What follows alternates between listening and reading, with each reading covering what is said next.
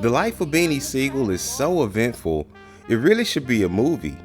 Roller coaster like highs and lows on a journey that's seen him reach the pinnacle of the industry, only to come crashing back down to earth again. He was around to see the most profitable era in rap, and a part of one of the most profitable labels in the game. But after all these years, how's life and fate been treating an old Broadstreet Bully? I'm Nate the Great from TakeFlight214.com, and this is Life After Rap, Beanie Sigel. But before we get started, please take a second to stop and hit that like button for us. Liking and sharing these videos is really the only way to help smaller channels grow, because without it, YouTube just kind of ignores the little guy. But with that being said, let's jump right into the story. Born Dwight Equan Grant from Philadelphia, Pennsylvania, a young Beans, like many kids from the hood, found his way to the streets pretty early. Throughout his youth, he dabbled here and there with rap, but at that time, his main focus was really just hustling. In the late 90s, while kicking it with his friend Bubonic of Philly's Most Wanted, he decided to engage in a playful rap battle. Boo was so impressed with what he had witnessed, he invited Sigel to come along with him on a meeting with Roc-A-Fella Records. Mind you now, Jay-Z had debuted his album Reasonable Doubt in 1996, and although it did good, Roc-A-Fella was nowhere near the behemoth that they would later become. And Beans, being the type of guy that he was, originally wanted to blow the meeting off in lieu of attending a dogfight that he had planned on betting on instead. Now put a pin in that for a second, because this mentality will prove to be an ongoing trait for old Beans. But after finding out that there was basically contracts on the table, and Boo urging Beanie that he really should come along with him, Sigel relented and finally decided to give it a shot. That decision to tag along with them that day would be a life-changing move, and it launched his rap career to the masses. Beans landed on the Roc right before the rocket ship took off. His debut album, The Truth, released in 2000, selling 150,000 copies the first week. The success that Jay-Z had in the early 2000s created what I like to call the no limit effect. What is that, you might ask? Well, when Master P came out, the buzz he managed to build created such a thirst from the fans for any material with a tank logo on it. This allowed Master P to not only put out tons of his friends and family, but to also build a mighty army of a record label. Jay-Z essentially tapped into that same phenomenon. Roc-A-Fella Records was a titan during that time, and in 2002 they released the hood classic movie State Property. Most of the Roc-A-Fella roster appeared in the film, but Beans was a main character of the story. The movie was a financial success, pulling in $2 million on a $600,000 budget. Not to mention, Beans did a much better job than you might expect a rapper to do on his first acting role. But one couldn't help but to wonder, how much of that was acting and how much of that was just Beans? The release of the movie coincided with the formation of a rap group by the same name. The Philly faction of the Roc was a formidable crew, and Beanie Sigel was basically the skipper. Sigel always had a reputation for being a real street dude, and despite all of the success that he and his colleagues had, Beans always seemed to keep one foot in the streets. Legend has it that in 2002, when a young Kanye West, fresh off of finally receiving his Roc-A-Fella chain, was out eating with his crew one night at a Philly spot, and as they ate, a strange group of guys walked up to the table with a friendly look on their faces. But their intentions were anything but friendly. Long story short, they were planning on waiting for Ye and his crew to leave, and they were going to rob them once they got outside. Knowing this, Kanye called up Beans, and within minutes, Sigel was there with a crew of guys, and they muscled the would-be robbers out of a lick. This wasn't the only time that he helped Kanye out though, albeit the next instance wasn't really an issue of violence being threatened, but we'll get to that a bit later. In 2005, that 1 foot that Beans had in the streets accidentally stepped on a banana peel, and he landed in jail for a year. The timing of this couldn't have been worse though for Beans. because while he was away, Jay-Z and Dame had a falling out and the Roc-A-Fella Civil War was on. Once Beans got out, everything had hit the fan.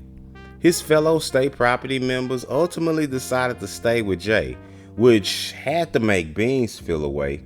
Sigel questioned the loyalty of his group and said that he would be signing with Dame and Biggs because he had a stronger relationship with them than he had with Jay-Z.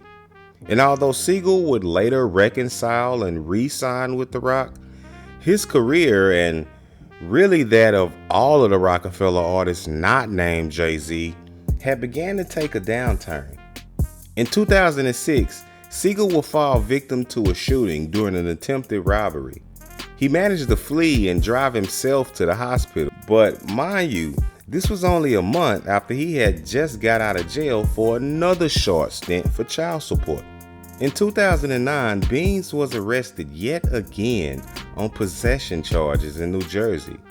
And in 2010, he was charged with 3 counts of failing to pay taxes on over $1 million in income. He would subsequently get 25 months for this. On August 29, 2012, just 2 weeks prior to reporting to prison for the taxes, Sigel was arrested yet again in Philadelphia on drug, weapons, and conspiracy charges after being pulled over by police. Sigel began his 2-year bid for the taxes on September 12th of 2012. He would also receive an additional 23 months in the county for the charges that he had racked up 2 weeks before that. Beans was released ultimately on August 14th of 2014 when he reported to a halfway house. Only 4 months later, though, he would fall victim to yet another shooting in New Jersey. But this time, Beans wouldn't be as lucky as he was before. He had to be rushed to the hospital where he would have a lung removed for all of the damages that he had suffered. The latter life of Beanie Sigel has been a rough one. Since he was a kid, he's always lived his life fast, burning a candle at both ends, if you will. He maintained one foot in the streets his entire career in rap, and he built the reputation as the Broadstreet Bully for a reason. His role in state property was so believable because a big part of that is really who Beans was in real life. But all of that came at a huge cost. Sigel spent the lump sum of his productive years during an era where record-breaking sales of music was going on in and out of jail. He had the perfect setup. He was a key player on the most popular rap label of the day. He had his foot in the acting door and his hands in popular clothing lines. Kanye even gave Sigel credit for helping him come up with the Yeezy moniker. And as word has it, he offered him $50 million in gratitude at one point. Beans says that he turned it down, and sorry if I have a hard time believing that, but if so, solid, I guess. Especially considering that when it was all said and done, Beans is in bad shape, physically and financially. Worth an estimated $100,000 today, it's actually sad to see Beans in the current state that he's in.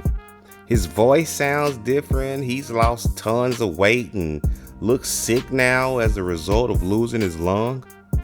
There is no way that he shouldn't be worth millions today, but he squandered his potential and would-be wealth being a tough guy.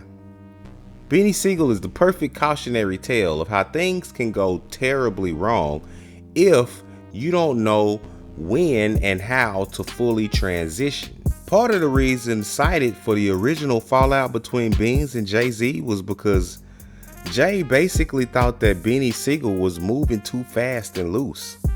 And say what you want about Jay-Z, and believe me, there's a lot that you can say, but he knew how and when to transition out of the streets. Beans, on the other hand, sadly had to find out the hard way, it seems. But what do you think? Hit us in the comment section and let us know if you remember the glory days of Beanie Sigel. Also, if you made it this far all the way through the video, then we can't thank you enough. And we ask that you please smash that like button for us. Liking and sharing these videos is the only way to help a smaller channel like ours continue to grow. And if you want to be updated every time we drop a new episode, then hit the subscribe button and then the notification bell. That way I can send you an email reminding you whenever an episode is dropping. But with that being said, I'm Nate the Great from TakeFlight214.com signing out. Until next time, peace.